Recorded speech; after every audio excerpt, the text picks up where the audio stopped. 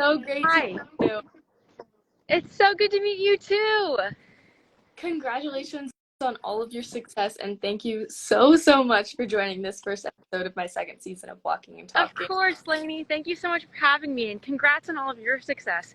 Getting this sponsored by Lululemon, that's huge. Thank you. And before we get started, I wanted to share that I'm so excited that this season is going to be empowered by Lululemon, my favorite brand, and I want to thank Lululemon for not only this show, but of all female college. So, our special guest, Emily Cole, is a fifth-year senior that runs Duke and has a ton at a very young age. I'm so excited to meet you. My first question is always the same, though. Can you talk us through your outfit of the day? Of course, it's actually so funny you asked this because I just recorded a video to be like literally every single college athlete's outfit of the day for the foreseeable future. But it's my puffy, my Duke track and field puffy, and just like an Adidas sweatsuit. You can kind of tell. And then I have these are my favorite shoes. They're high tops, but they're Zadig and Voltaire. It's a European brand. I love them.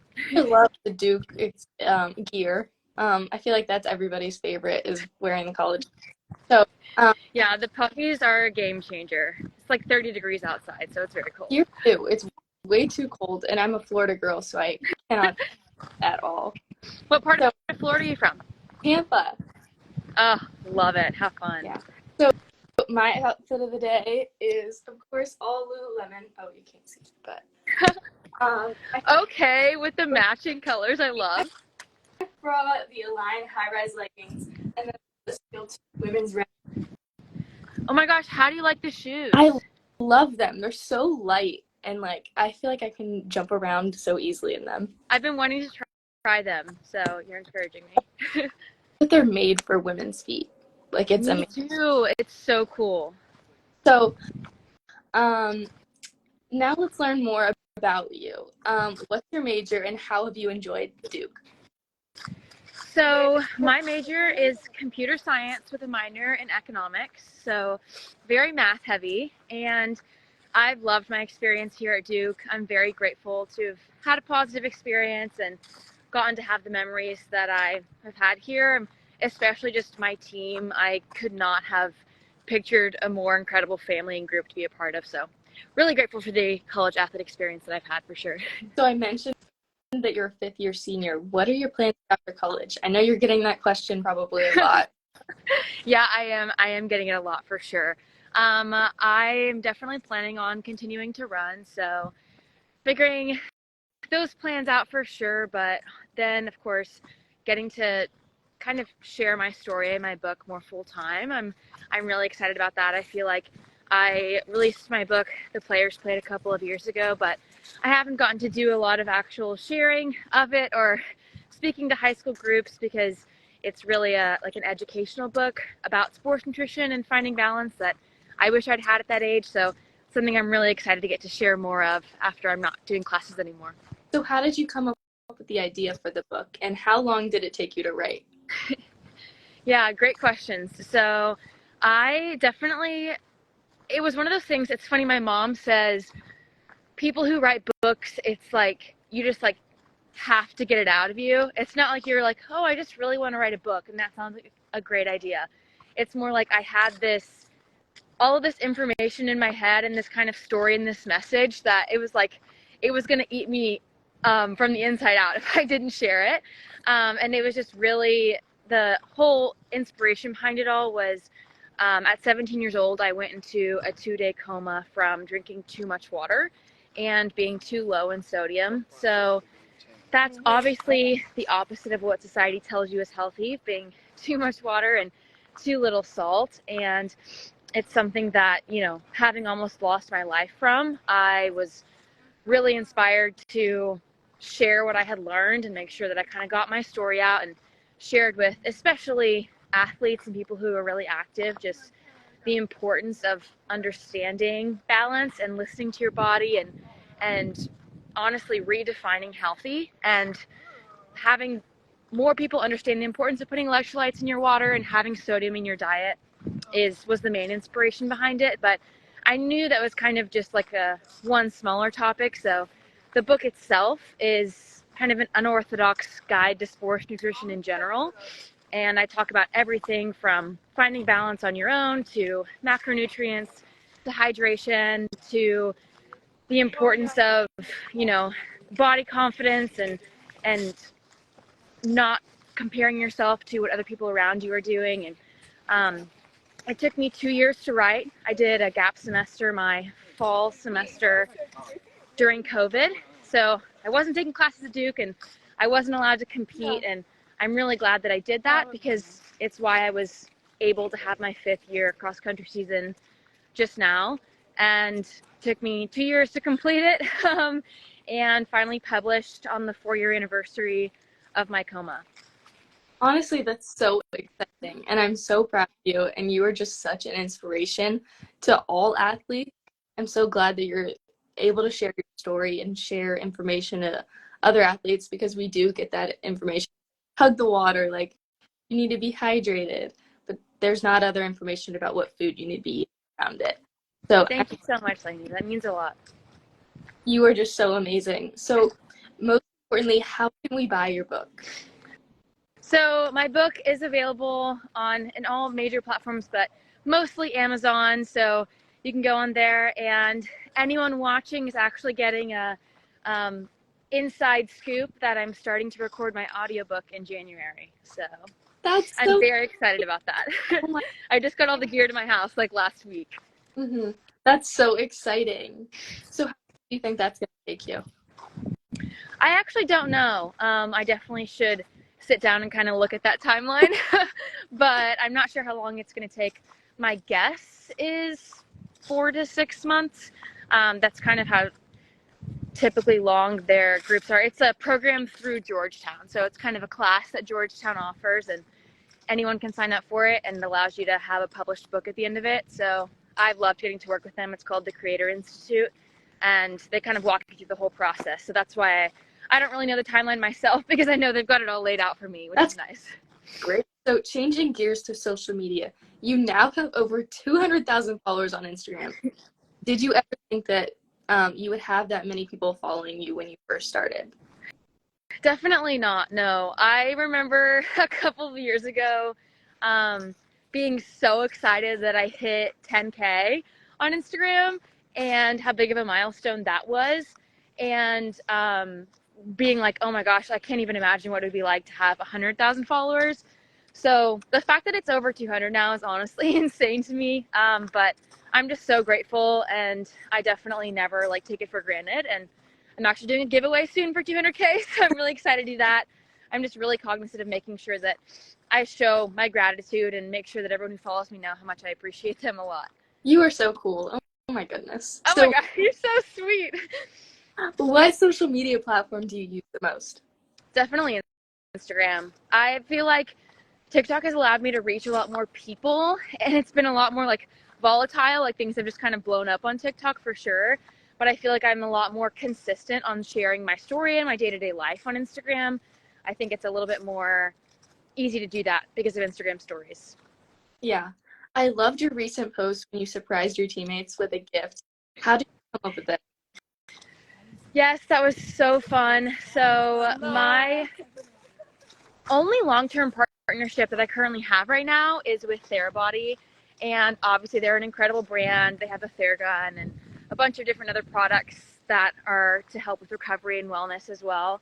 And from the moment that I signed with them, one of the lines on the contract was that I was going to get to do a giveaway with my team. So I knew that was coming for a while, but it was hard to get it scheduled with its timing, and then also making sure that we captured the moment fully with, we got drone footage and had a lot of, had a big team helping me make the moment as beautiful as it was. And I'm just so grateful that they allowed me to do that. And it actually timed out perfectly with them having just launched their new line of Theraguns. So we got to do the new Theragun Sense, and it's actually like a little bit smaller than the original one, so it's perfect for travel. And all of my teammates were so surprised. They had no idea what was coming. That's awesome. So do you have a favorite video or post that you've done so far?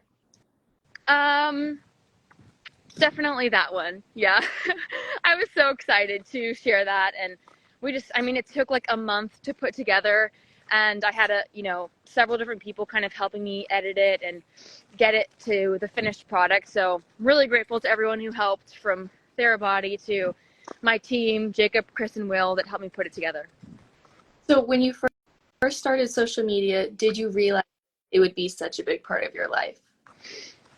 I definitely didn't. I got into it because my sister, Julia, had to start doing more social media for the music industry. She's a country music artist, and you should definitely go find her stuff on Spotify.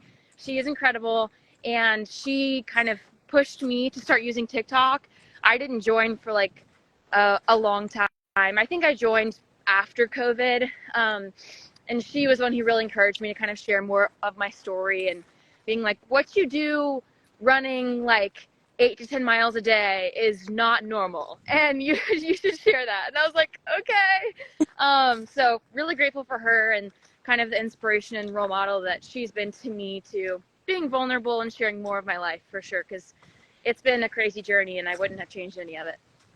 So I know I do a lot of drafts that I don't end up posting. If you had to, what percentage of posts that you make do you decide not to publish? That's a great question. I think that it's very different for me on TikTok versus Instagram. TikTok, I'd probably say, like, I haven't been on it a lot recently, to be honest, but whenever I was on it more, I'd say probably 20% of what I recorded actually got published. Even if I thought I was going to, just like never got around to it. And for Instagram, most of the things that I go on to Instagram to post, I'm very intentional with kind of what message I want to be sharing or what I want to be recapping. So a lot of the times when I'm going on there, it ends up getting posted. So probably like 90% on Instagram, which is a crazy difference to think about.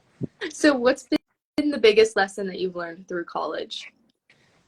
Wow, that is a deep one. The biggest lesson through college that I have learned,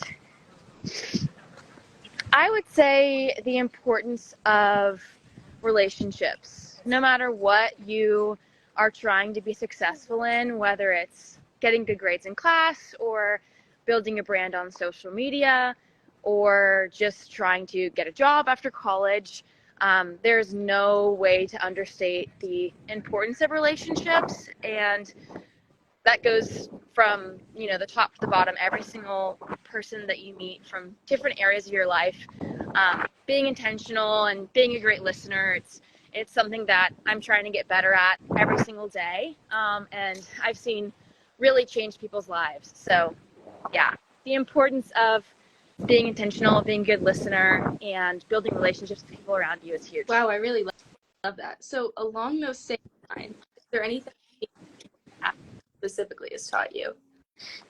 Sorry, can you say that one more time? You cut out. So along those same lines, athlete specifically has taught you? Definitely time management. I think that as a college athlete, we're getting pulled in a lot of different directions. And one thing that I've been very consistent on is not pretending like I have it all figured out as much as anyone pretends like they do. I think that it's a constant learning process, and every single day, it's going to be a new balance, whether it's more academics on one day or more running on one day or more recovery on one day. I think being willing to kind of continue to be a student in that aspect and never feel like you have it figured out, but always making sure that, you are finding a balance and willing to give in other areas if you do have to focus, whether it's on school or on running. That's definitely something that being a college athlete has helped me learn really well. And I know, time management is a very stereotypical answer for that question, but it's just so true. I love that. So when you're not doing track or hanging out with friends, where would we find you? I would say I am a homebody, so definitely at my apartment. I love hanging out with my roommates. One of my roommates is on the volleyball team, and one of them is on the rowing team. And we've been talking a lot recently just about how grateful we are for each other and how sad we are that we're all having to leave each other next year. So I love just being at home and hanging out with them for sure. Is there a charitable cause focused on to help give back? That is a great question. So my sister is partnered with the Girls and Boys charity, and I have been wanting to work with them and kind of figure out a way to give back some of the proceeds from my book, or kind of work together with someone in that way. I've talked about I'm actually open to kind of what other people would want to, like, the actual activity to be, but I've also thought about doing a 5K and partnering with Happy and Hale, one of my favorite restaurants around here, to raise funds for some local charities. So a couple of things in the works. Yeah, That's great. So would a requirement of that 5K be buns, braids in them for your hair? that is a great question, and I think that so that we avoid anyone having a hair crisis. Yes. Okay. Just had to make sure. So one thing that most people don't know about you that you can share?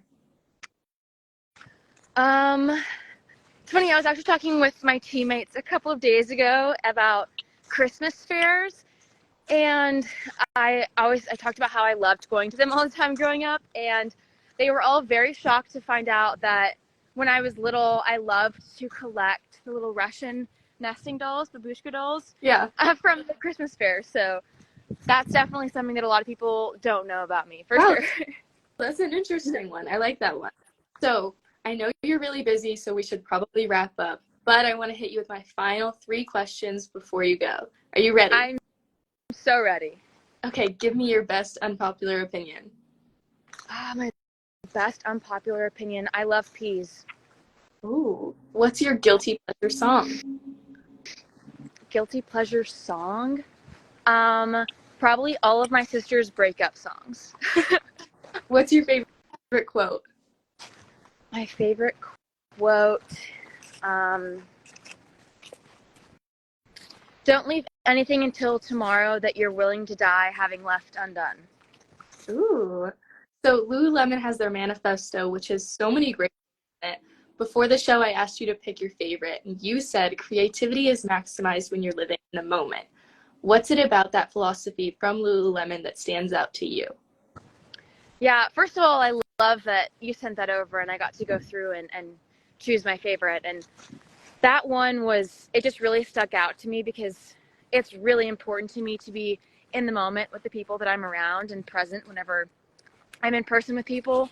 And I think that creativity is a big part of my life because I share so much on social media, and it just couldn't be truer that, the messages and the posts that have always resonated the best and done the best that I've shared on social media have been whenever I'm in a phase of life where I feel like I'm doing a really good job of living in the moment, because you're not worried about like what's about to happen or what has happened in the past. You're just kind of sharing, being really grateful for every single step of your journey and being where your feet are.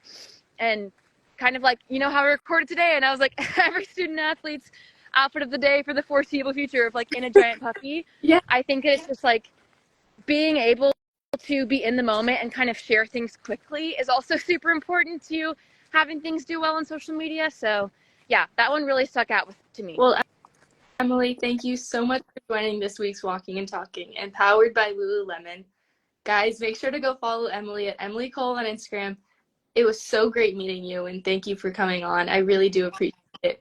You're such an to all of us. Thank you so much for having me, Lainey. It's so impressive to see what you're doing with the series, and I'm so excited to watch the rest of them. Oh, thank you so much. And I want to thank Lululemon again for empowering Walking and Talking.